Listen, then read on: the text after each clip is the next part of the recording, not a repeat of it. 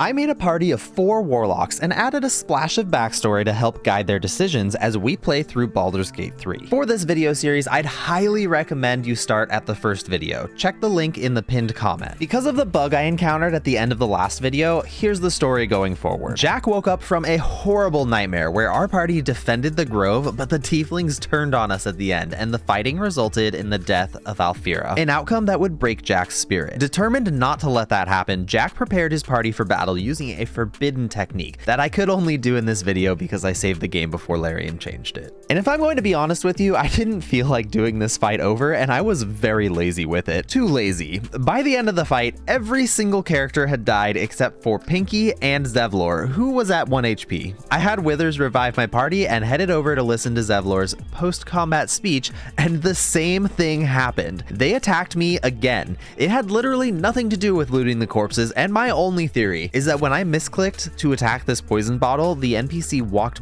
back onto the poison, got mad at me, and attacked. When I redid the combat, I somehow managed to get the poison bottle to break again, so it's a constant between the two combats is that there was poison sitting right here on this spot. But it's fine, whatever. I let them get into combat with Pinky, Misty stepped away as quick as I could and fled from combat, so I could come back and continued my adventure without slaughtering every tiefling in camp. I'm going to have to write a song about you now, aren't I? Jack took some time to bard out with Alfira before the adventure continued. The goblins took the fight to us and lost, but the threat won't be gone until we finish them off. Bonk said he saw something in a movie that he wanted to recreate, and he stood in the middle of the bridge and shouted, "You shall not pass!" to get the fight started. Because of the darkness spell, the goblins are going to have to approach all the way up to Bonk in order to fight us. And with my party members across the ravine casting spells, it's not going to be too hard to fight them. They did try to summon a warg on my side, but Jack just yeeted it off the cliff into the ravine and made quick work of it. Because of all the temporary health that Bonk gets and the fact that he has advantage on attacks against them and they have disadvantage against him because they are blinded, the bridge worked as a perfect choke point to allow Bonk to take pretty much all of the attention of the enemies and fully protect his party, especially Pinky. Bonk is an absolute powerhouse on this team. He cranks out a lot more damage than Pinky, which makes sense because Pinky is designed to have more utility than damage. The darkness spell eventually wore off and they finally got a hit in on Bonk, but all it did was take away his temporary health and do a little bit of damage, and then he got a killing blow and got a bunch of health right back, and we mopped up the rest of the fight, no trouble at all. But this was just the warm-up fight. There's a lot more goblins waiting for us in the heart of their camp, but they really like these bridges and they decided to just run at us single file so we could just start Eldritch blasting them away. We only have 2 people with repelling blast, but that was enough for the beginning of the fight, and we can bring in another darkness spell to make us safe from ranged attacks and force the goblins to approach. Bonk is the only warlock that has Devil's Sight right now, so everybody else is blinded when they're in the darkness, but it's really easy to just take a step out to the side, fire off an Eldritch Blast, and hop back into safety. We were even able to knock some of them off the bridge if they strayed too much to the right side. And they really designed their defenses poorly because their giant ogre guard can't fit past the barricade, so he was trapped and couldn't even approach at all. After hitting him a few times, he did actually swing and take down one of the barricades, and I decided to do him a solid and take down the other one so he could have a fair shot with his last tiny amount of remaining health. I tried to see if I could get the angle to knock him off the bridge, but I wasn't able to get it just right, so I had Bonk go in and finish him off. Inside the camp, Pinky tried to make friends with an owlbear cub, so we'll see if that turns into anything later. There's a lot of sleeping goblins that are just drunk off their asses that I just had Bonk go and execute in one hit, but he didn't have enough damage to kill the bugbear in one hit, so we had another fight on our hands. The fight bled into another area of the goblin camp, and they actually took down Bonk, which is not great because he is the only tanky person, but Pinky rushed in to get him back on his feet before retreating to a safe distance. But it was pretty hard to keep him on his feet because the goblins were very determined to try and take him out. Crusher here showed how he earned his name by absolutely pounding on Bonk. Look at Bonk's pose there. And then he shoves Jack right off the top of the tower. Great plays, honestly. But Pinky and Bonk stick together, so she tossed a health potion at him to get him back on his feet before he died.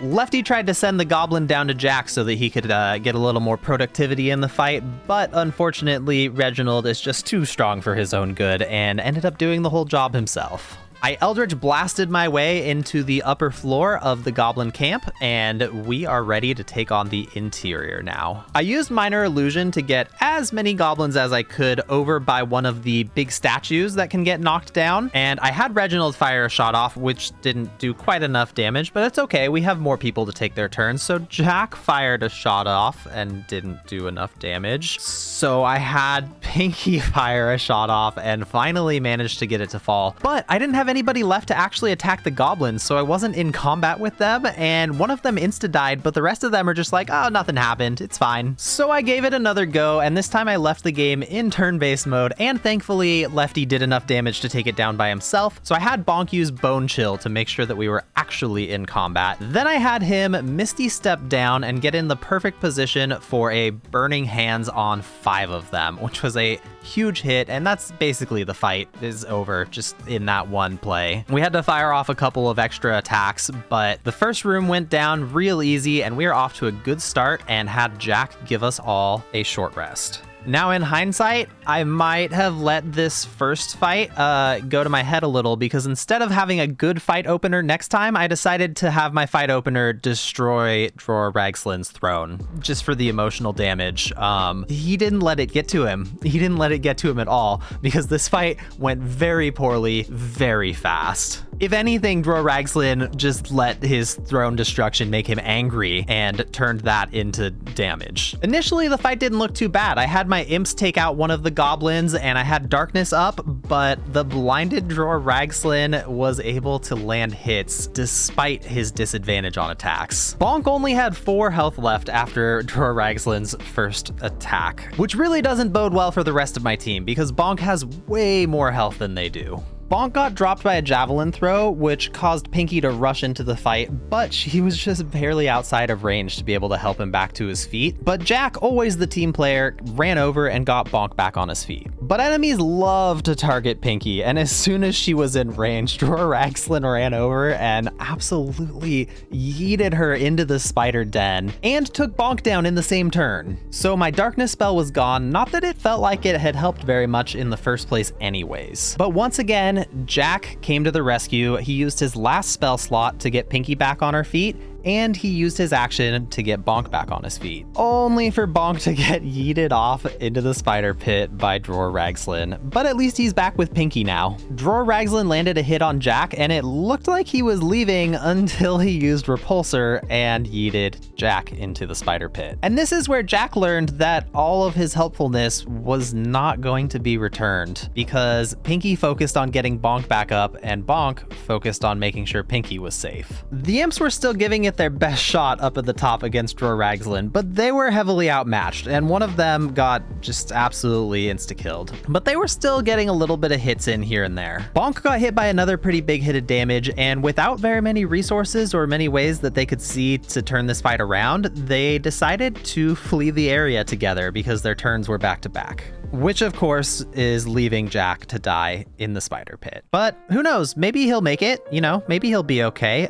Reginald is still in there. Lefty likes to help people out when they're in a bind. Oh no, I don't have a clear line of sight to throw a potion at Jack. I'll lure Dror Ragslin away. That'll help. Jack, hang in there, buddy. Bonk and Pinky chugged a bunch of health potions to get themselves back ready to fight before heading back out into the spider pit. Pinky entered the spider pit in sneak mode, but it looked to her like it was going to be too risky to try and do anything to help Jack, so she decided to leave the spider pit and get to a safer location. She tried to finish off Dror Ragslin because he was really hurt, but she wasn't able to get enough damage in, and Jack expired. Followed almost immediately by Pinky getting absolutely wailed on and killed by Dror Ragslin. Maybe she should have saved Jack instead of being selfish. Reginald was finally able to finish off Dror Ragslin, and Bonk rushed as quickly as he could to use a Revivify Scroll on Pinky. Then we just fired spells off from safety to kill the spiders, and everybody continued on with the adventure, leaving Jack dead in the spider pit. We'll get him later. Better to use Withers to get him up than to use another scroll. We already had to use one this fight on Pinky.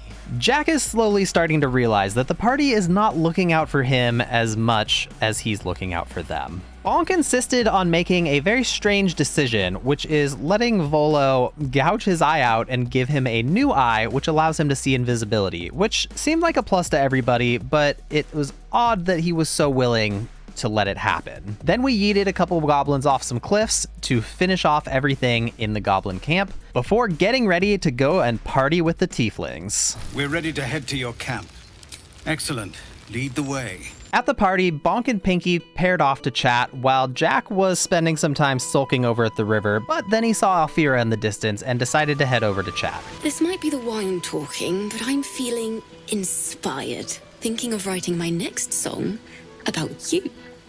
So Jack showed off his bard skills for Alfira once again and played for the crowd. While this was happening, Reginald had a plan of his own, which is that he really wanted to get that band of intellect so that he could be more intelligent and hopefully become the manager of the Archfey's left-handed wand Emporium. But there were too many eyes watching Bonk and Pinky, so he wasn't able to go up and try to pickpocket them. So he slipped away and decided to wait for his next chance. By the end of the party, Pinky had gotten pretty drunk and said something that left Bonk a little curious what she meant. She said, "I can't believe you found me before I found you. We've been nearly inseparable ever since." And Bonk was wondering what she meant by "before I found you," but he didn't have a chance to ask. The next day, the party headed into the Underdark to see what lay in store for them, but they immediately came across a minotaur that was trying to break its way into the structure that they had climbed into. And there were traps that were firing at it constantly, so leaving through the front door was not an option. And they decided to head out the broken window. I had a little oops moment with one of the torch stalks standing a little too close and took a point of damage, but that's not too much. So we headed forward and found a bunch of petrified bodies. And on the other side of them, a spectator was waiting to surprise us and attack.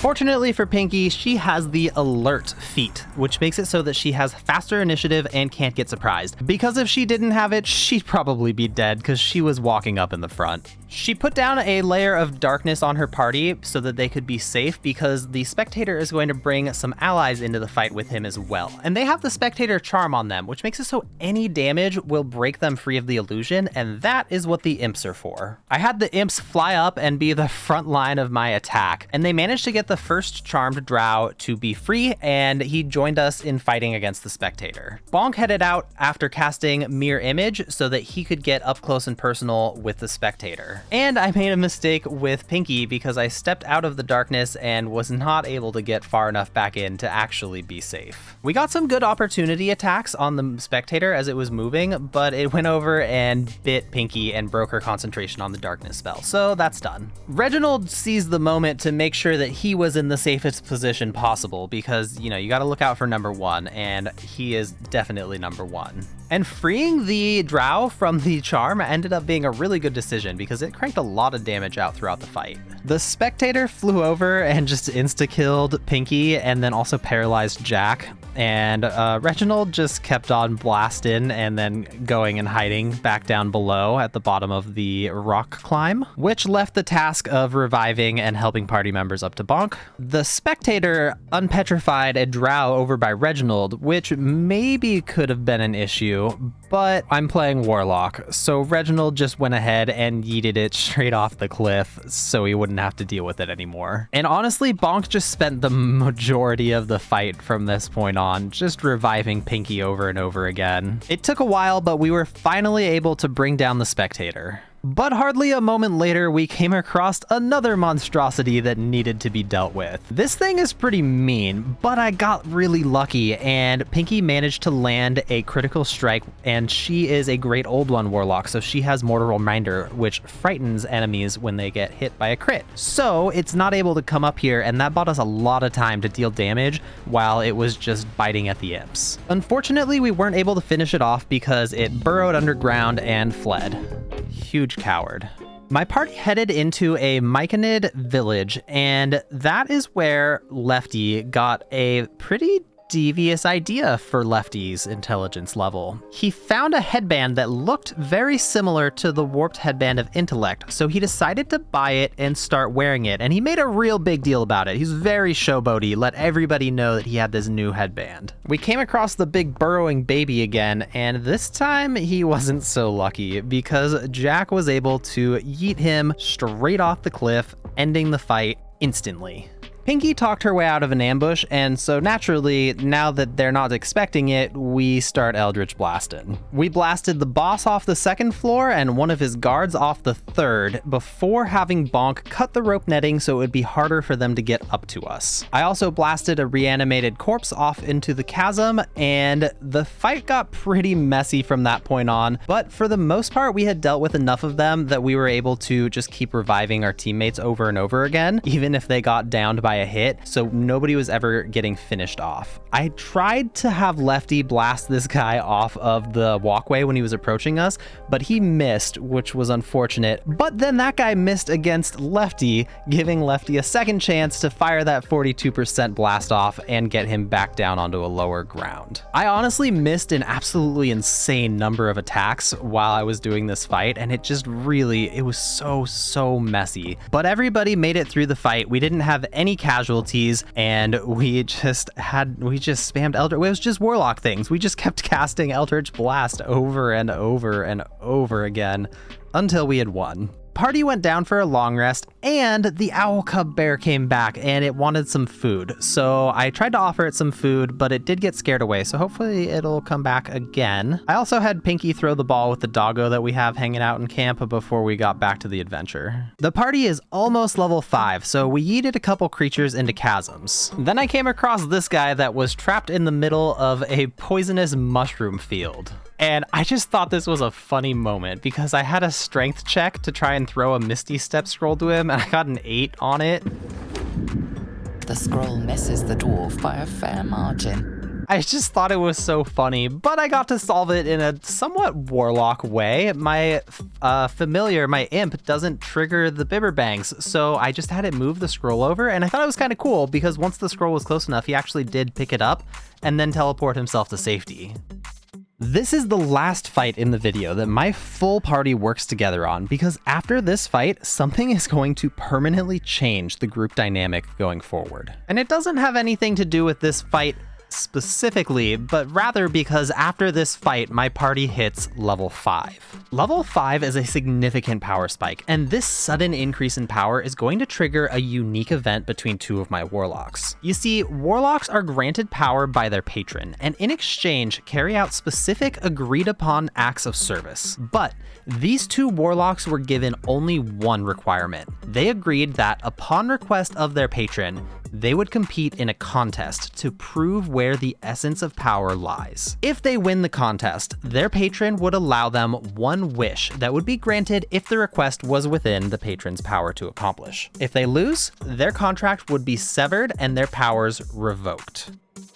Now, obviously, Reginald Ravenshadow, probationary manager of the Archfey's left-handed wand Emporium, is not one of the warlocks I'm talking about, because he has a lot of responsibilities as the probationary manager of the Archfey's left-handed wand Emporium. At level 5, Lefty got access to the plant growth spell, the darkness spell, and he swapped out Crown of Madness in favor of counterspell. He also took Devil Sight so he can see clearly even when he's standing inside of his magical darkness. It also can't be Jack, because Jack hasn't reached level 5 as a warlock yet due to his multi-class as a bard. Jack's patron is the same as Reginald, the Archfey, but as of right now, we don't know what service Jack promised the Archfey in exchange for his powers. Jack went to level 3 as a warlock and took the Hold Person spell and went Pact of the Tome. Bonk's patron is the Fiend, and Bonk himself tends to face his problems with brute force and fire. Bonk took the Fireball spell and the Sign of Ill Omen, so he can weaken enemies that can match him in terms of raw power. He also took Vampiric Touch, so he can restore himself while damaging his enemies. Pinky's patron is the Great Old One, and Pinky tries to use cunning to solve her problems. She wants to outmaneuver her enemy rather than face them head-on. She took the spell Hunger of Hadar so she can force enemies out of advantageous positions, and one with shadows so she can slip into invisibility if things just don't go her way. She also swapped out Dissonant Whispers to get Counterspell. At level 5, a Warlock's Eldritch Blast cantrip is upgraded, allowing a second projectile to be fired with each cast. This can be great for sheer damage or for knocking back multiple enemies at the same time. Lefty and Jack headed out to look for magical items in a nearby wizard tower, Eldritch blasting their way past the arcane defenses. With them out of the way, it was finally time. The Fiend and the Great Old One made a wager long ago to prove the essence of power. The Fiend said that brute force is all that matters, and his champion would wield a sword of flame. The Great Old One said that a cunning champion would always find a way to steal victory. Pinky and Bonk had been instructed by their patrons to travel with each other without revealing why, but suddenly it was obvious. They were the chosen champions that would fight to prove which patron was right. Okay, real quick, I just want you to know that this is a real fight between Pinky and Bonk. I didn't choose the winner. That said, I did make a decision during the fight that is outside the scope of normal Baldur's Gate combat, and I rolled d20s to determine whether it was successful or not. Now, roll for initiative.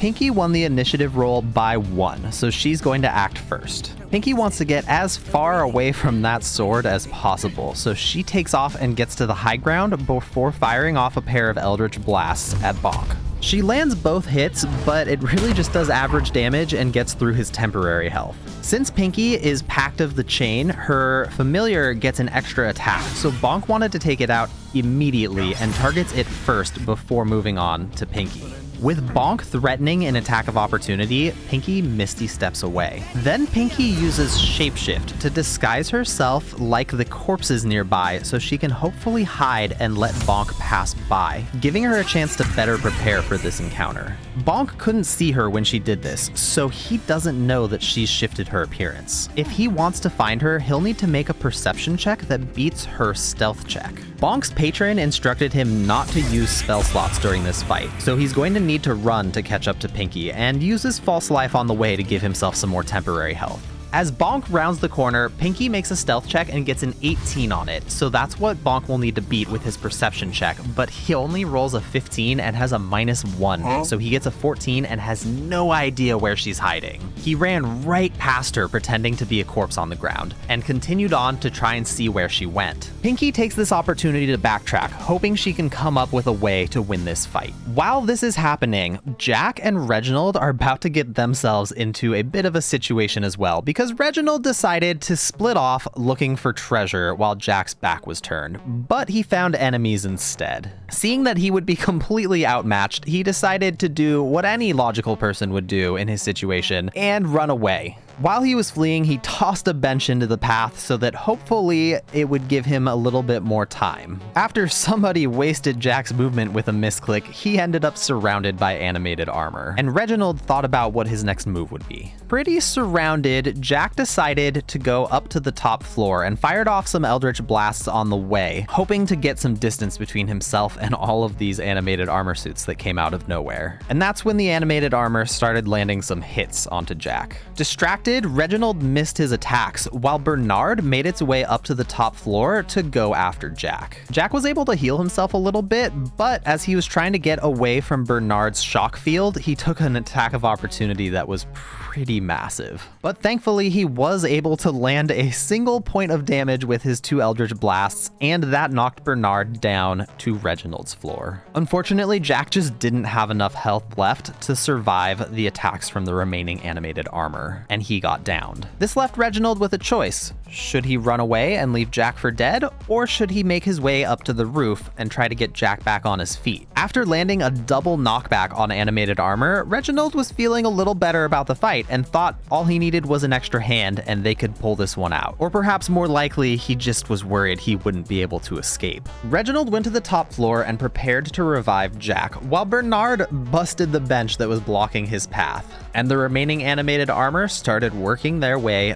back up to the roof. Reginald's pretty tough to hit though, so he manages to dodge one of the 2 attacks. And he gets Jack back on his feet, giving himself an ally in this fight, before running away to high ground. Jack doesn't have enough movement to get to where Reginald ran to, so he tries to go find a corner where he can hide. The animated armor tried to hit Reginald, but they just couldn't. And Reginald used plant growth to make the entire elevator area extremely hard for them to move around on. Reginald's hiding spot was a lot less accessible than Jack's was, so the animated armor turned their attention towards him. Jack fought hard and finished off one of the armors, but it wasn't going to be enough. Maybe if Reginald had landed both hits for the knockback, Jack wouldn't have been in as much danger, but not even Reginald Ravenshadow, probationary manager of the Archfey's left-handed wand Emporium, can land every spell. With Jack down, Reginald knew he was next, and that gave him hyper-focus to land a double crit knockback to finish Bernard off in a single blow. The crits weren't actually necessary, the fall damage would have done it, but it was still kinda cool. The two enemies remaining had an extremely hard time moving on the plant growth, and that gave Reginald a lot of time to miss several attacks while they tried to figure out how they were going to best approach and attack him. Eventually, he was able to land some hits to finish one of them off. I don't know why it took fall damage there, but it did, and that's just what happened, so I'm accepting it. And Reginald landed 2 more massive hits on the armor and knocked it way down to the bottom, and thought about running towards Jack to try and save him, but the danger wasn't gone yet, so he decided to protect himself. Meanwhile, Bonk realized that he had been fooled, and he doubled back to look for Pinky.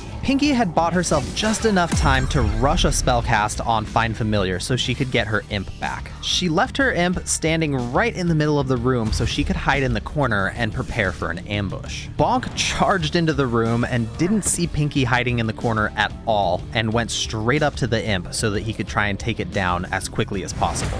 But he didn't have any actions left, so the imp had a chance to attack and was able to deal some pretty decent damage down onto Bonk. Pinky started to creep out of the room, but knowing that she would need to fight if she was going to win, decided to fire off an Eldritch Blast with advantage and did some good damage to Bonk. Bonk needed to use both of his attack actions in order to take down the imp because he didn't do enough damage on the first one. But he had enough movement to get right up to Pinky so that she would be threatened once again. With no spell slots left, she was forced to fire off an Eldritch Blast at disadvantage, and she did 18 damage, getting Bonk very hurt. And she still hasn't taken a hit yet, but it was finally Bonk's turn to land some attacks, and he swung twice and finished Pinky off in a single turn. Pinky succeeded on her death saving throws and was unconscious on the ground. Bonk had officially won the contest of power and earned the right to request a wish from his fiend patron. Pinky might have succeeded on her death saving throws, but Jack wasn't so lucky, and he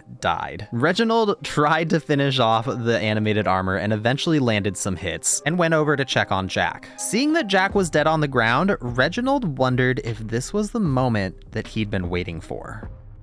So he walked away, leaving Jack's body behind. Fate smiled on Reginald more than he could have imagined, because Pinky was also lying unconscious on the ground, and this was the perfect moment. Reginald decided to reach into her pack. He scattered a bunch of her belongings all over the ground and stole some of them so it would look like she was robbed, and he finally put the headband of intellect onto his head, more than doubling his intelligence. Since it looked similar to the headband he'd been wearing, he expected that he would get away with this, and crept away from Pinky as she laid unconscious. Reginald used a scroll of Revivify on Jack and got him back on his feet and told him how bravely he fought and how they managed to take down this fight together, and he revived him as soon as he could, and they went to go find Bonk and Pinky and tell them of their glorious fight. But they found only Bonk talking to his patron down by the lake. They went to find Pinky, and Reginald was careful to make sure he was always within line of sight of Jack so that nobody would suspect that he had come down and robbed Pinky, taking the warped headband of intellect. But that wasn't the only thing Pinky lost, because she could feel the power of her patron withdrawing from her.